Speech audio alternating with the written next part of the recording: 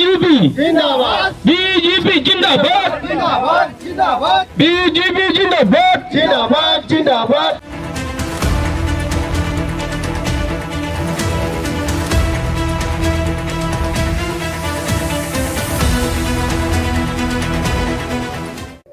নাঙলৰ মানুহ আছে এতিয়া আজি আমি দুই নম্বৰ ৰাষ্ট্ৰ ইয়াত মালিকত আহি আমি ইয়াতে যোগদান কৰিছোঁ কাৰণ ৰাজীৱ ছাৰে আমাৰ আগৰে পৰাই আমাৰ এখেত এই জিকাইছোঁ এখেত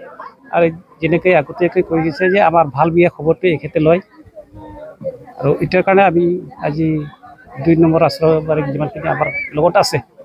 সবখিনি আনি ইয়াতে জইন কৰিছোঁ। আপনাৰ ৰাজীব স্যাৰে আপনাদেৰ কাৰণে কি কাম কৰছে বহুত লোকেৰ কাম কি কৰছে এখেতে ৰাজীব স্যাৰে বহুতে কাম কৰিছে এখেত যেনেকা আগতীয়াকৈ আমাৰ এনেকুৱা লাইটো নাছিল এতিয়া চলাৰো দিছে যিবিলাক গাঁৱত নাইকিয়া হৈছিল চলাৰ আৰু যিখিনি কাৰেণ্ট এখেতে আমাক আমি কোৱাৰ তেওঁ এখেতে আমাক দিছে আৰু বহু ক্ষেত্ৰত আমাৰ সৰু সুৰা বস্তু দিছে আৰু আজি আমি ইয়াত 7 নং পশ্চিম মালিগাঁও দুৰ্গা মন্দিৰ প্ৰাংগণত আমি আজি বিজেপি জইনিং প্ৰগ্ৰাম কৰিছোঁ তো আমি বহুত মানুহ ওলাইছোঁ জইনিং প্ৰগ্ৰাম আৰু জইনিং হৈ গৈছে এতিয়ালৈকে যা কৰিব লগা আছে আমি হৈ গৈছে এতিয়া আমি বিজেপিত থাকিম আৰু বিজেপিত আমি ভোট দিম কিয়নো আমি বিজেপি ধৰক আমি ইয়াত বহুত মানুহ আগত বহুত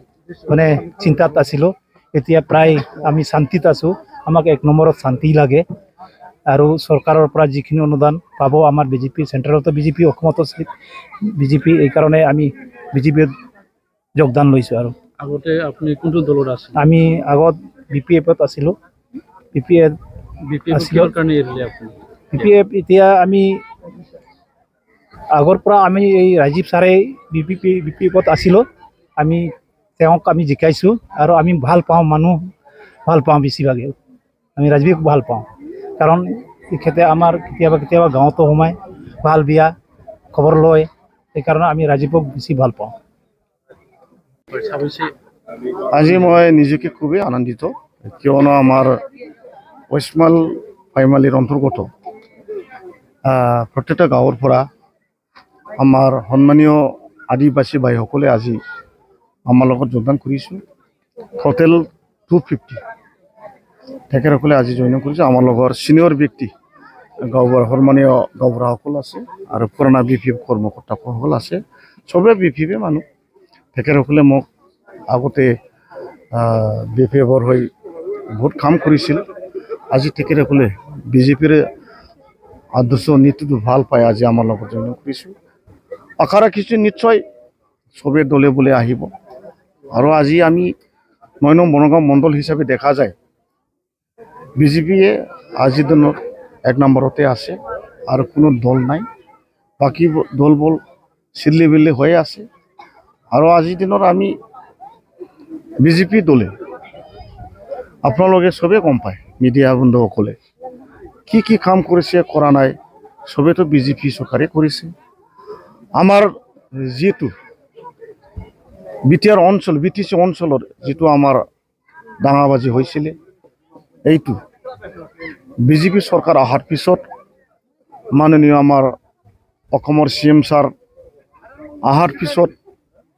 এই আমাৰ বিটিচি অঞ্চলৰ বা তথা অসমতে কোনো এক্সট্ৰিমিষ্ট অৰ্গেনাইজেশ্যন নাই সবে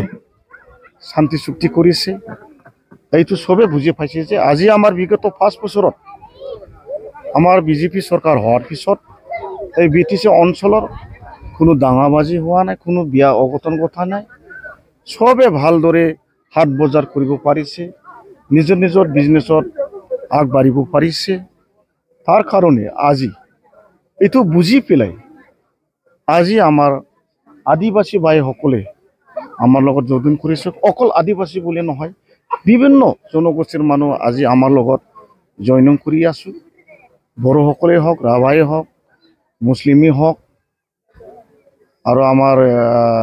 হিন্দীভাষী হওক সবে দলে ৰাজবংশী ভাইসকলে হওক জইনিং কৰি আছে আৰু আছে জইনিং কৰা বহুত আছে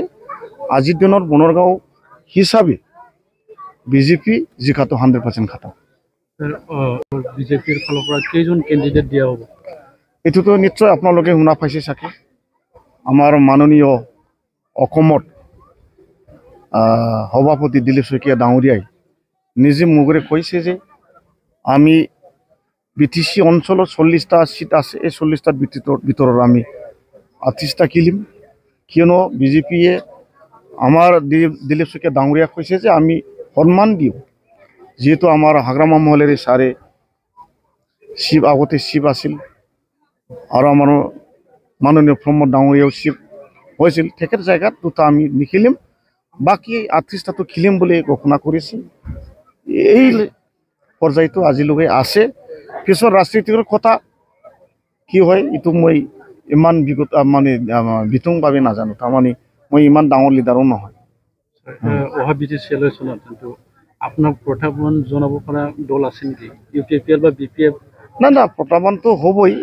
ৰাজনীতিক যদি আহিছে যেতিয়া চবেই জিকাৰ কাৰণে প্ৰত্যাহ্বান থাকিব, এইটো নাই বুলি ক'ব নোৱাৰোঁ। চবেই জিকাৰ ক্ষেত্ৰত মইতো অলৰেডি ফাইনেলত গৈছোঁ, মই কৈছোঁ ফাইনেলৰ এতিয়া আমাৰ UPPL আৰু BPF মাজৰ কোনে ফাইনেলত যায় তাৰ মাজতে আমি ফাইনেল হ'ব, এই ফাইনেলতো মই জিকাটো 100% খাটাম। মানে মোৰ লগত অলৰেডি মেছি আছে, ৰনাল্ডো আছে, নেইমাৰ আছে, ডাঙৰ ডাঙৰ প্লেয়াৰ আছে মোৰ লগত, জিকাটো 100% খাটাম।